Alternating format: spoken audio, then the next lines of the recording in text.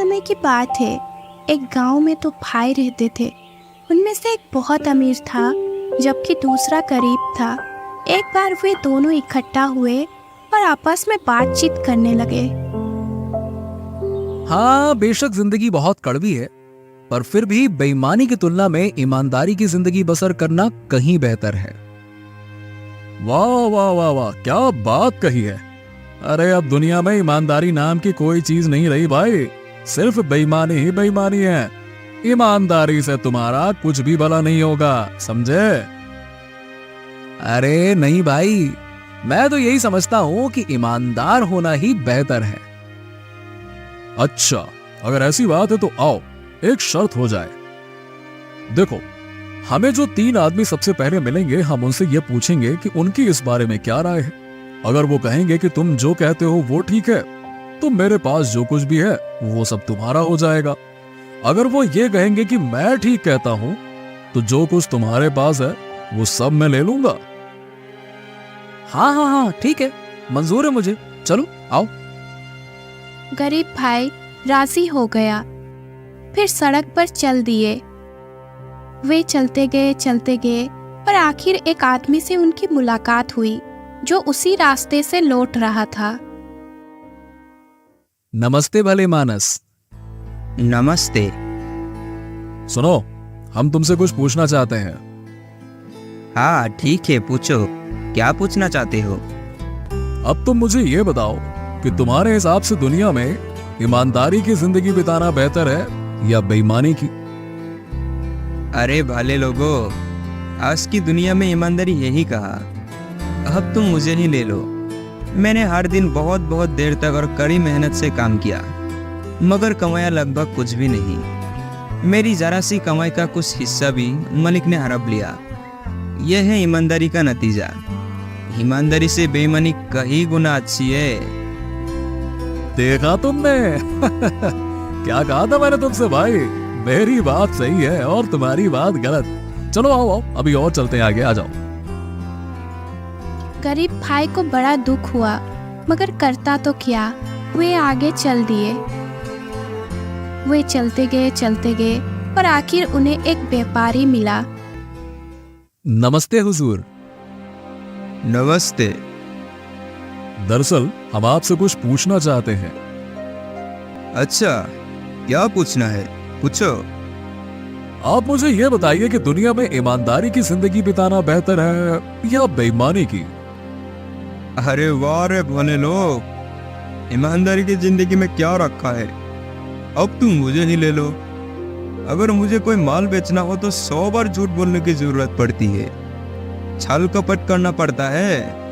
ऐसा ना करने का मतलब होगा कुछ भी ना बेच पाना। इतना कहकर वो अपने रास्ते चल दिया। दूसरी बार भी मेरी बात सही निकली। चलो आओ आओ, एक और हो जाए, आखिरी वाला। गरीब भाई का दिल और भी बैठ गया, मगर वो करता भी तो क्या, और वे आगे चल दिए। वे चलते गए और आखिर एक जमींदार से उनकी मुलाकात हुई। नमस्ते श्रीमान जी। नमस्ते। दरअसल हम आपसे कुछ पूछना चाहते हैं। अच्छा, क्या बात है, पूछो। आपकी राय में दुनिया में ईमानदारी की जिंदगी बिताना बेहतर है या बेईमानी की? अरे वाह रे भले मानसों, आज के दुनिया में ईमानदारी है ही कहाँ। अगर मैं ईमानदारी की जिंदगी बिताता तो मेरी ये ठाट बाट होती क्या, ईमानदारी।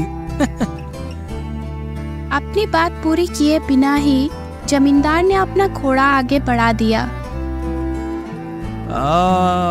हाँ तो मेरे भाई, अब तो तुम्हें समझ में आ गया होगा। चलो अब घर चलते हैं। जो कुछ भी तुम्हारे पास है अब वो तुम मेरे हवाले कर दो। चलो। गरीब भाई अपने घर की ओर चला जा रहा था। मन ही मन बहुत दुखी होता हुआ। उसकी जो थोड़ी सी जमा पूंजी थी वो अमीर भाई ने ले ली और केवल झोपड़ी उसके पास रहने दी। अच्छा ठीक है, तुम फिलहाल यहाँ रह सकते हो, अभी मुझे इसकी जरूरत नहीं है। मगर जल्द ही तुम्हें अपने रहने के लिए कोई दूसरी जगह तलाश करनी होगी, समझे?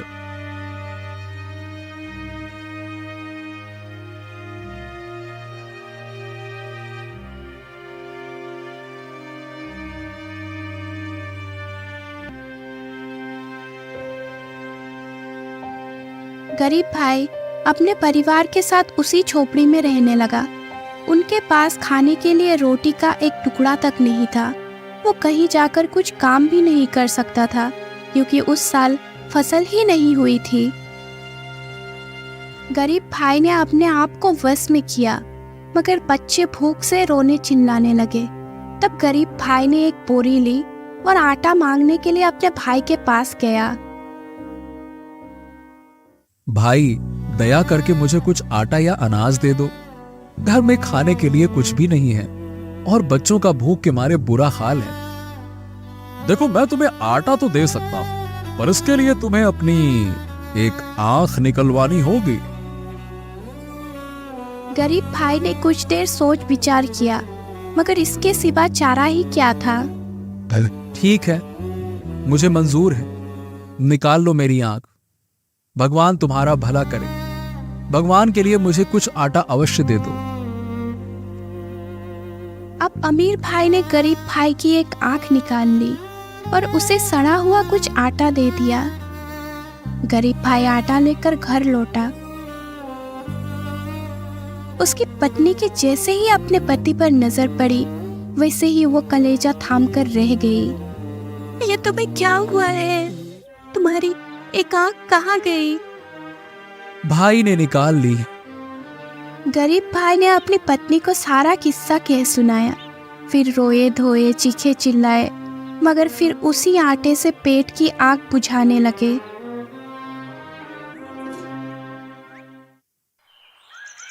एक सप्ताह और शायद इससे कुछ अधिक समय बीता और वो आटा खत्म हो गया। गरीब भाई ने फिर से बोरी उठाई और अपने भाई के पास पहुंचा। मेरे भाई, मेरे प्यारे भाई, मुझे कुछ आटा और दे दो। जो आटा तुमने कुछ दिन पहले दिया था वो तो खत्म हो गया। अगर दूसरी आंख निकाल कर दोगे तो आटा दे दूंगा। बोलो। मेरे भाई, दोनों आंखें गवाकर मैं इस दुनिया में कैसे रहूंगा? मेरी एक आंख तो तुम पहले ही निकाल चुके हो। जरा रहम करो, कृपा करके अंधा किए बिना ही मुझे कुछ आटा दे दो।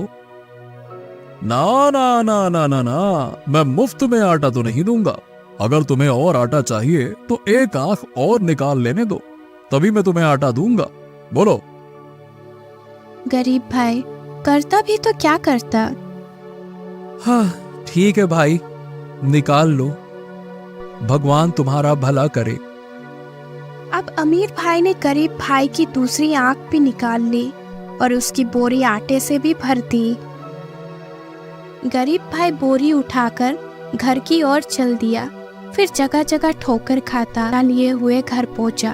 उसकी पत्नी ने उसे देखा तो सिर पीट कर रह गई। अरे बदकिस्मत आदमी, आंखों के बिना तुम इस दुनिया में कैसे रहोगे? शायद हमें किसी और जगह से कुछ आटा मिल जाता। मगर अब बेचारी पत्नी ऐसे जोर जोर से रोई कि उसके मुंह से एक शब्द भी ना फूट सका।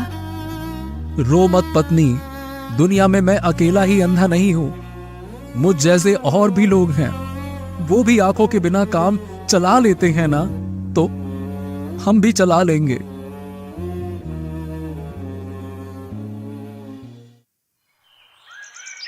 मगर एक बोरी आटा तो परिवार के लिए बहुत नहीं होता। वो जल्दी खत्म हो गया। मैं अब अपने भाई के पास नहीं जाऊंगा। मुझे गांव के बाहर सड़क के किनारे वाले चिनार के पेड़ के नीचे दिन भर के लिए पहुंचा दो। शाम को आकर तुम मुझे घर ले आना। उस रास्ते से बहुत से व्यापारी और घुड़सवार गुजरते हैं। कोई ना कोई मुझे जरूर रोटी का एक आधा टुकड़ा तो दे ही देगा। आंधे की पत्नी उसे वहां ले गई जहां उसने कहा था। वो उसे चिनार के पेड़ के नीचे बिठाकर घर वापस आ गई। अंधा वही बैठा रहा। किसी राहगीर ने उसे 1 पैसा दिया तो किसी ने 2। शाम होने को थी, मगर उसकी पत्नी को आने में देर हो गई। आंधा थक गया था, इसीलिए वो अकेले ही घर की ओर चल दिया। वो गलत दिशा में मुड़ गया और घर पहुंचने के बजाय तथा ये जाने बिना ही कि किधर जा रहा है, आगे ही आगे चलता गया। अचानक उसे अपने सभी ओर वृक्षों की सर की आवाज सुनाई दी।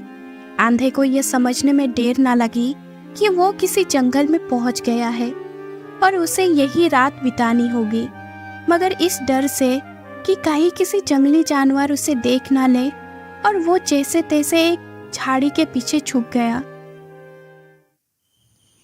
आधी रात हुई तो अचानक उसी जगह एक वृक्ष के नीचे भूत प्रेत उड़ते हुए आए। उनके सरदार ने पूछना शुरू किया कि वे क्या कुछ करते रहे हैं। मैंने 2 बोरी आटे के लिए एक भाई को अंधा करवा दिया। हाँ, तुमने अच्छा किया, मगर बहुत अच्छा नहीं। पर सरदार, वो कैसे?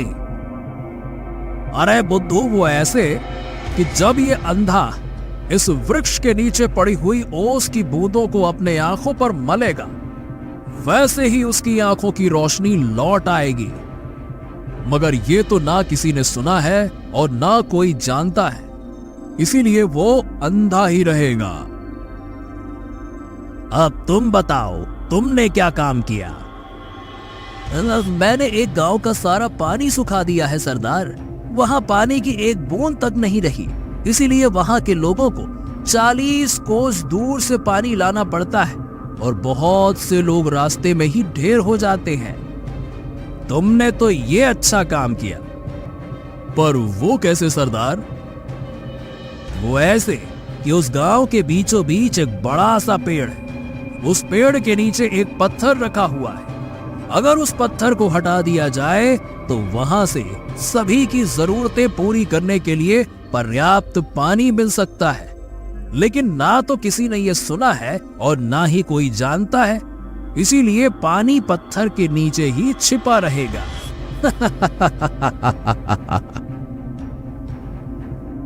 और अब तुम बताओ कि तुमने क्या किया? सरदार, मैंने एक राज्य के राजा के इकलौते बेटे को गूंगा कर दिया। हकीम वैद्यों से भी कुछ ना हुआ। हाँ, तुमने अच्छा किया, मगर बहुत अच्छा नहीं। वो कैसे सरदार? वो ऐसे कि अगर उस गांव के पत्थर के नीचे वाले पानी को पिला दिया जाए तो वो ठीक हो जाएगा। मगर ना ये किसी ने सुना है और ना कोई जानता है, इसीलिए वो गूंगा ही रहेगा।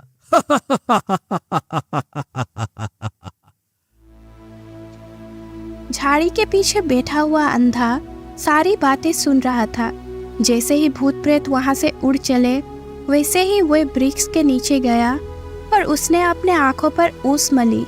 तुरंत ही उसे नजर आने लगा। तब उसने सोचा, अच्छा, अब चलकर लोगों की मदद करता हूं। उसने सुबह होने का इंतजार किया और सुबह होते ही वहां से चल दिया। वो उस गांव के पास पहुंचा जहां पानी नहीं था। उसने देखा कि एक बुढ़िया एक मटका लेकर जा रही थी। उसने बुढ़िया को नमस्कार किया और कहा, दादी, मुझे जरा पानी पिला दो। अरे बेटा, ये पानी में लगभग 40 कोस से ला रही हूँ। आधा तो रास्ते में ही गिर गया। फिर मेरा तो परिवार भी बहुत बड़ा है। पानी के बिना उनका बुरा हाल हो जाएगा।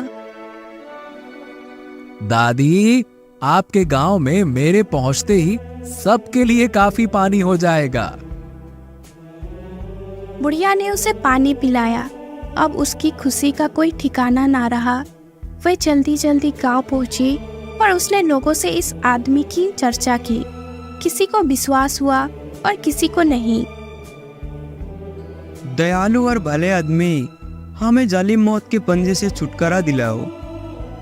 ठीक है, अब चिंता की कोई जरूरत नहीं, पर तुम लोग मेरी मदद करो। मुझे अपने गांव के बीच वाले बड़े पेड़ के नीचे ले चलो, जहां एक बड़ा सा पत्थर है।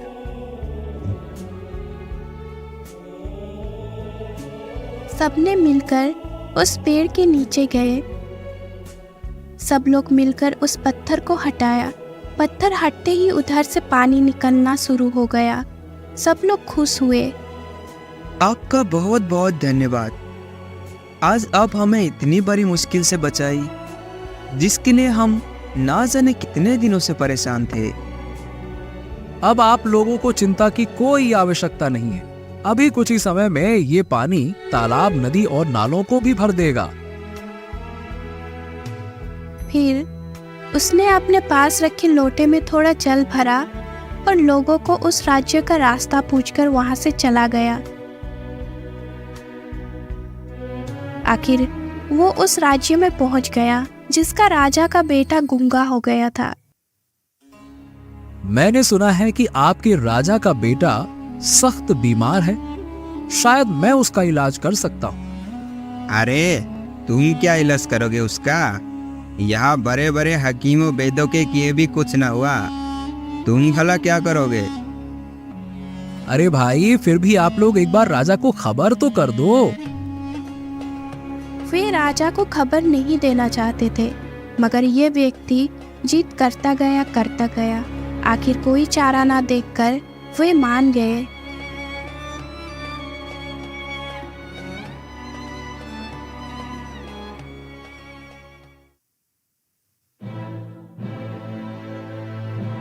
तुम मेरे बेटे का इलाज कैसे कर सकते हो? बोलो। हाँ महाराज, मैं ये कर सकता हूँ। ठीक है, अगर तुम उसे भला चंगा कर दोगे तो मैं तुम्हें मुंह मांगा इनाम दूंगा। फिर उसे राजकुमार के कमरे में पहुंचाया गया। उसने वो पानी राजकुमार को पिलाया जो उसने अपने साथ लाया था। पानी पीते ही राजकुमार बोलने लग गया।